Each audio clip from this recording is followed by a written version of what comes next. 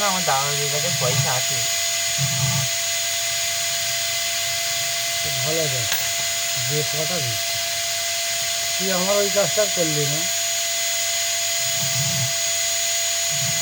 বলিস এবারে বলে ঠিক আছে আমি এবারে চান জায়গাটা ঢুকবো।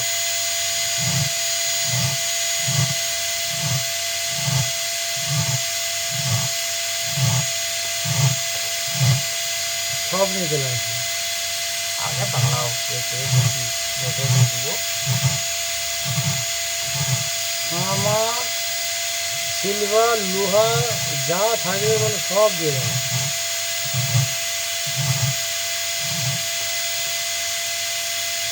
ওদের জানা যা পয়সা ছিল সব শেষ।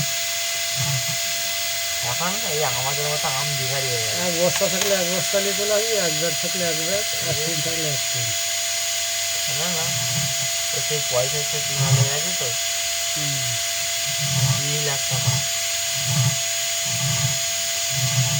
আরও দিতে হবে বলছে।